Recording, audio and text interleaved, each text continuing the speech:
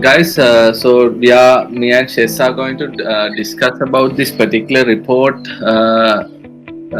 published by Gartner. For those who don't know what Gartner is, that's a global research and consultancy firm who are looking into a lot of IT related marketing, technology, like various stuff they are looking into globally. So they publish different types of reports and research findings throughout. So this particular report was about their new framework that they have introduced to map customer journeys, right? To give you a bit of background about what customer journey is about understanding the touch points whenever the customer is reaching out to your company or a product or a service, right? The important thing is, so don't think customer journey is something where, like, for an example, you just see the advertisement and go to the, let's say if it is Kiehl's, go to the Kiehl's website and purchase. It doesn't end there. So when you call customer journey, it continues throughout. Like sometimes, like it carries throughout the life of a person if the person is still involving with your products or the brand. Okay. When it comes to customer journey, there's something called journey map. This is the very important thing, right? This is where we actually be able to like put down the map out the touch points of the customers in different phases in their cycle in the sense in the moments where they interact with your product or the brand, right? If you take a look at this representation below, in the top part you see like a that's the high level phases. That's actually a framework that has been out there to segregate the cycles of a customer journey, right? And then that they have drilled it down into different touch points. For an example, the customer might in the awareness phase, customer might be reaching out to you through like a conversation via the website. Then again do the research through the website. Then the customer might even come to the store and check you out. Then customer do the purchase from the website or can be in a store. So this is just an example, right? So why now we are talking about this?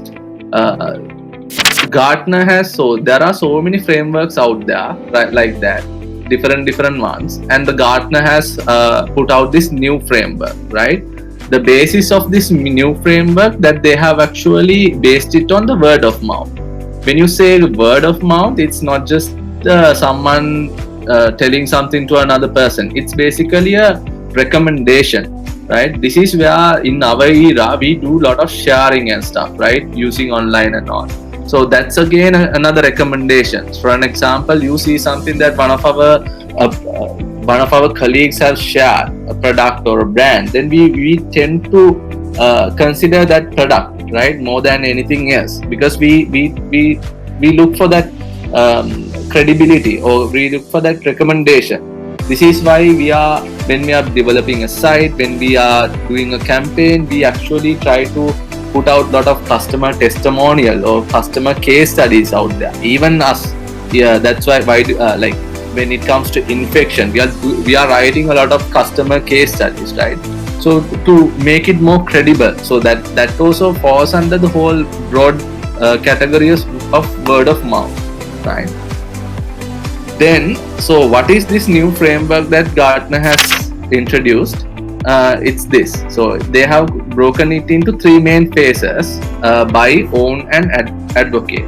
So under the buying section, mostly this is the part that most of the previous models has been touching, where a typical customer would have the need first, need of getting something, then they do the research, right? Then they get to aware, they get to know about the product from the different sources, from promotions or whatnot. Then they do the evaluation, and then they do the buy. So once they purchase, so these are the two new pillars, not new, but two new structures that have put in place by Gartner. So when you own something, right? So you start using it first. Maybe you don't have the like lot of until you use it for a while, you don't have lot of confidence in the product. Let's say, right? For an example, let's take a look at a purchasing of a mobile phone, right? You do the whole evaluation, you do the discovery, you find it out, and you buy a mobile phone. Once you start using it only, you actually feel confident. If the mobile is really good, if it is really friendly, user friendly and all that, then you actually feel for the mobile, you actually care for the mobile, right? Then you start, even then what happens is, once you are really on board, you know in and out of the whole product, and then you start loving the product. That's where you start advocating, that basically you are becoming like a product how do I say it, agent for the whole brand itself, or that product itself, and you are going to do promote that product, right? It's just you are giving recommendation, right?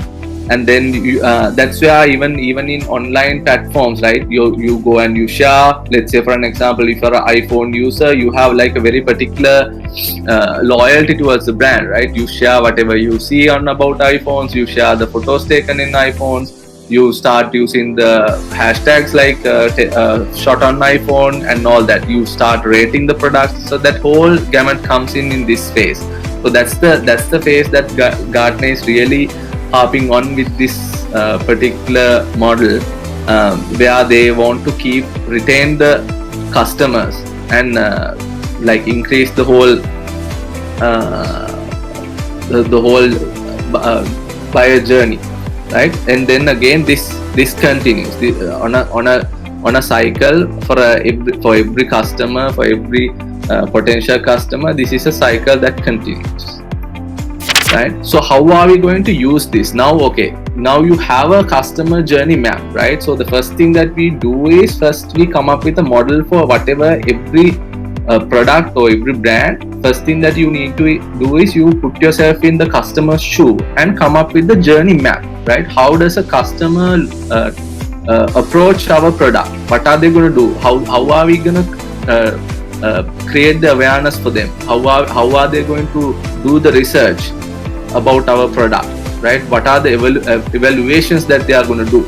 So once you find that out, you put that into a map like this, right? This is to improve the customer experience. So CX has been like another broad subject that is been coming up to optimize these each touch points in the customer journey to the customer, right? So for an example, in the awareness stage, you find out what are the touch points that a customer would look at you. For an example, it can be the website, right? It can be the website through mobile. It can be a phone call, live chat, emails. Likewise, there are like so many touch points, right? It can be even the store, right? It can be the physical store. So the importance of this customer experience optimization is, we understand each of these points and do whatever that is necessary to make this journey easier for the customer, right? For those who know about CRO, conversion rate optimization, that will be also a part of this broad subject, which is there to optimize the website, right, in terms of the desktop and mobile. So likewise, in each of these phases, you will be doing this optimization throughout, right?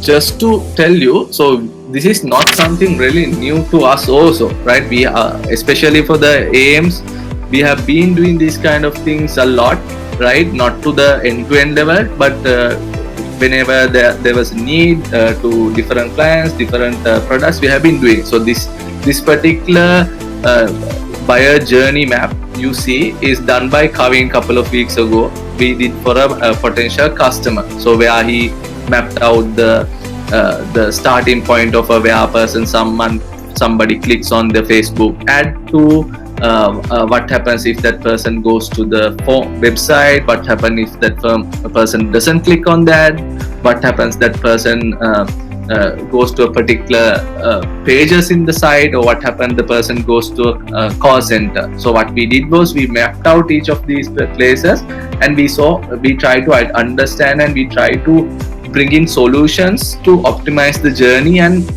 drive that one particular lead, one particular customer to the end goal, right? Where we make them a customer. So this is just a part of the whole journey that I have been explaining with this framework.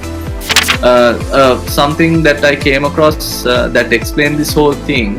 I'll quickly show you this video. I'm not too sure whether you can hear it. Let me know if you can't hear it. That is actually how the whole thing is used in the practical scenario, right?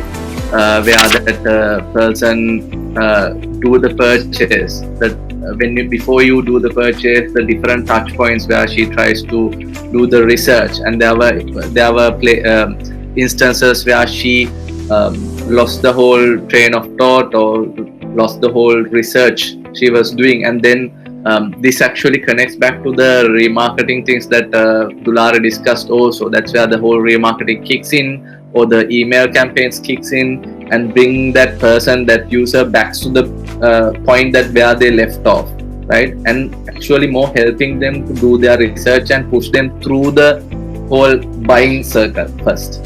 And then once they get it, then they check it, they own it. Once they actually care about the product, once they're actually happy about the product or the brand or anything, then they start sharing, they advocate, right? They bring it out to the other people. So other people then say the same thing, they get the recommendation. That's the whole word of mouth, the importance of word of mouth. And then that circle continues, and somebody else starts the buyer journey, right? So this is the point of everything that we have been doing.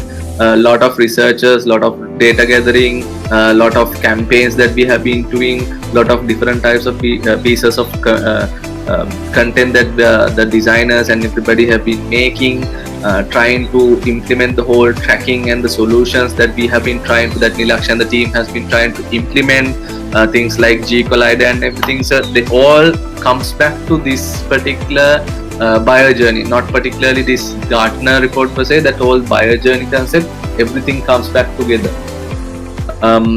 So as per Gartner, they have given some few advantages, or the positive things that happens when you actually follow this kind of a model throughout. So to start with, they say like of course increase in revenue, increase in customer retention, the customer lifetime value goes up, the profitability, and so on. Basically more leads, we can keep the customers happy, more business, right? And on your right side, what you see is basically this is a company who have not properly implemented this kind of a journey map, right? This the blue bar indicates the customer expectation, how happy they are, right?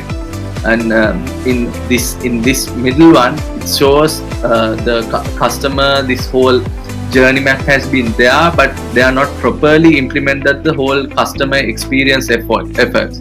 So they are somewhere growing, as opposed to a company who is fully optimized with the journey map. They have done the journey map, they have fully optimized the customer experience. So this is the level of the level of expectation. So the perception from the customer toward the brand or the product. So basically it exceeds the expectation of the user. So this is where companies try to be. This is where company wants to be, right?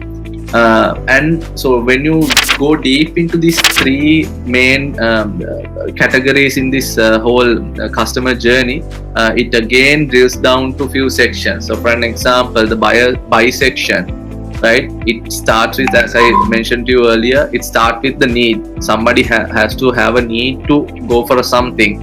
Then first thing they try to find, right? They discover certain products.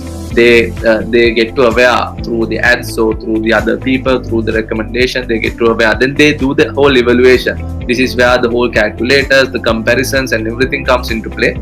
Then you select something and purchase, right? So this is one part of it.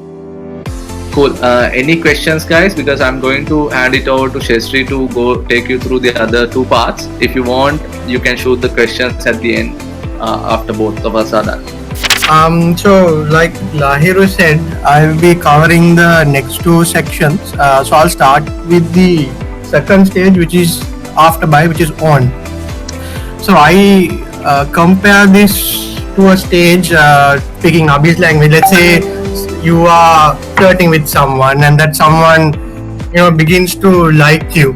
Yeah, but how do you know that like is not that person fooling around? So this is about converting from fooling around to actually making that person fall in love with you. So that's how I compare this stage of own. So in the own stage, there are mainly 4 things that I'll first talk to you about. Firstly, when it comes to stuff like receive and onboarding. So how convenient once they purchase the product is it for them to actually receive it. So this was disrupted by people like PickMe and Uber, where you can start using a credit card for transportation. You can tell them where to come and deliver it. You can tell them whether you want to pay by card or cash upon delivery. Even supermarkets, you can start picking up products on the way home, where you order it in the morning online. So it's about disrupting how a person actually gets the product to their hand.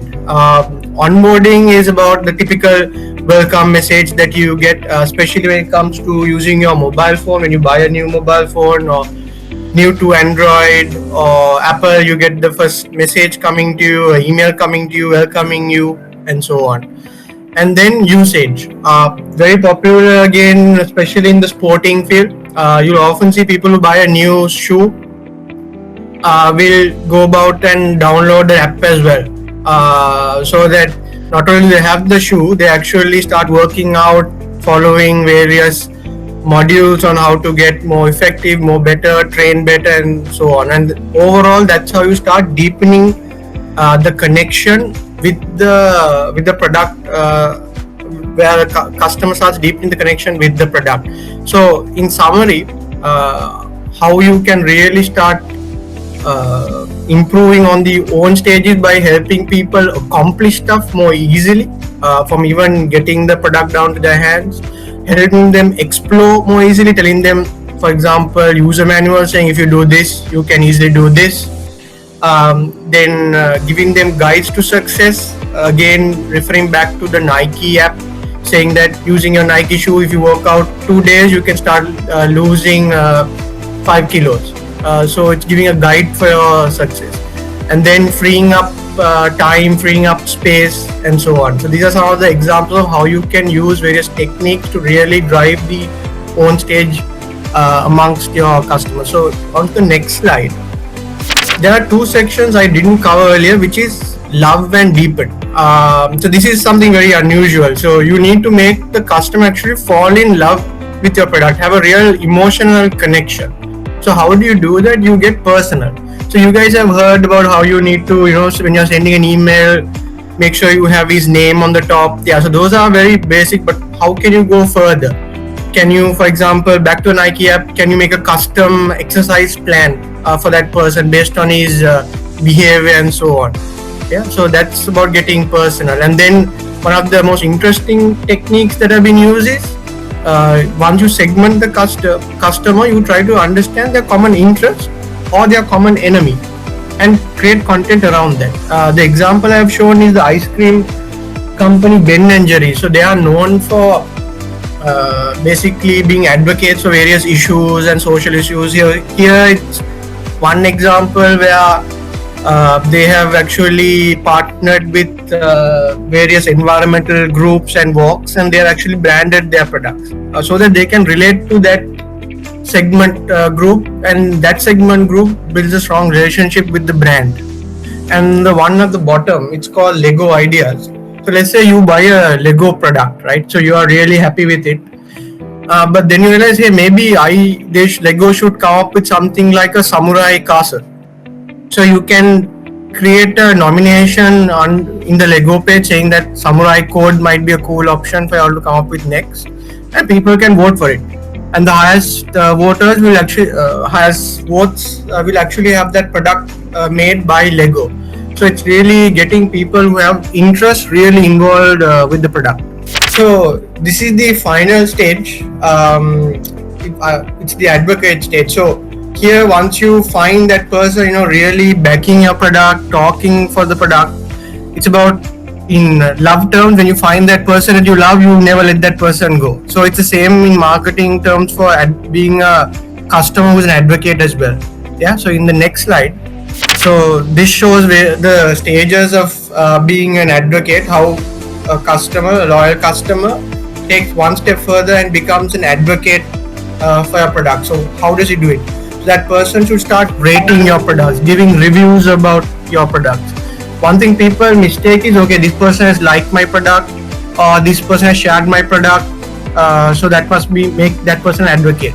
Yes, while sharing is good, we want to go one step further. Yeah, we want you to share it not on your page, but share it to your friend's page. Tag a friend on your comment section saying, hey, I saw this product, this is pretty cool. Like I said earlier, we want you to come and rate on our page saying 5 stars, 4 stars, I had a great experience with it. Come on the video and recommend it to your friend. Drop an SMS WhatsApp saying, I recommend this.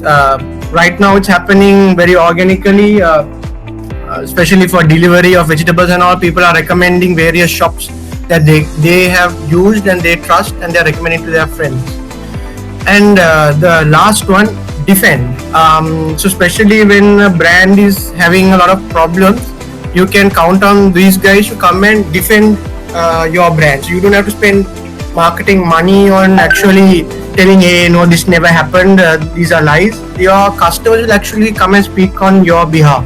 So here I've taken 2 examples. One is OnePlus. So OnePlus has one of the most active communities in the mobile industry. So they really thrive and are very proud about their active community. They even tell their community to start criticizing their products. And up till very recently, you'll get their CEO going and responding to criticisms as well.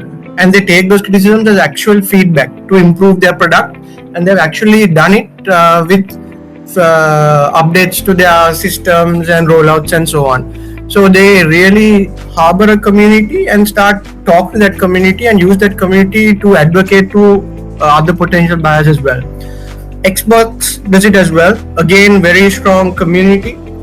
You'll get a lot of videos, people playing Xbox games, how to play Xbox game. If you are an Xbox owner, you're not doing too well at it, you actually have people that you can reach out to and they'll come and tell you how to pass a stage. These and all are actually promoted by Xbox themselves. So very strong community of believers who touch and reach out to other potential customers and new customers who end up becoming advocates as well. So this is an example of customers, advocates rather, who will actually come and fight for you. So this was a post on a Kiehl's post that we made. So this Suranga guy comes and puts poor service, Cargill's is better. So this Pasinbu Narangoda comes and says, well, I called them but they never answered. So this guy is defending. And the other guy goes one step further. Do Cargill's even have an online facility? Kiehl's never asked these guys to come and talk. These guys, because they're advocates, they like Kiehl's, they are loyal to Kiehl's, they'll come and defend the product for you. So Kiehl's didn't have to spend any money on defending the comment of Suranga. So overall, both loyalty and advocate stage, you can look at it as a loop.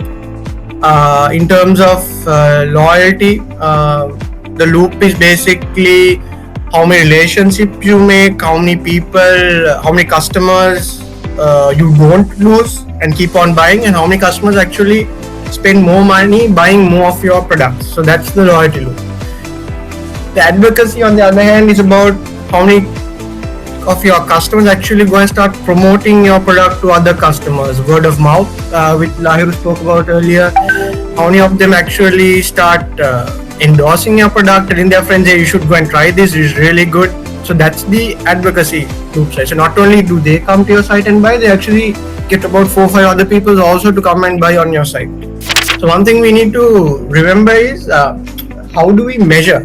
So the traditional ways of measuring is repeat sales, how many people continue to buy your product after they purchase for the first time, loyalty program, how many people are actively part of your loyalty base, and then the churn rate. Basically, how many new customers come, how many people you lose out in a given time. So that's a churn rate. One thing that we need to add, especially when it comes to mapping journey and measuring, is we generally do not look at the speech and text analytics side of it. For example, if a customer comes and complains about your product, if a customer comes and says, "Hey, your product is really good," what is the indication of that? Will that customer who said negative go and tell to 10 others that don't buy, or will he not buy again, or will he buy again? That you can do based on previous data. Similarly, if a customer comes and tells you, "I had a brilliant experience," what is the chance that that customer will go and say, "Hey, to other people, hey, this product is really good, you should try it." So those are the analytics and the data side that we can add to the current measuring basis of repeat sales and loyalty sales, the speech and text analytics side as well as the operational data side. So that's it from me. So if you guys have any questions, we are happy to answer.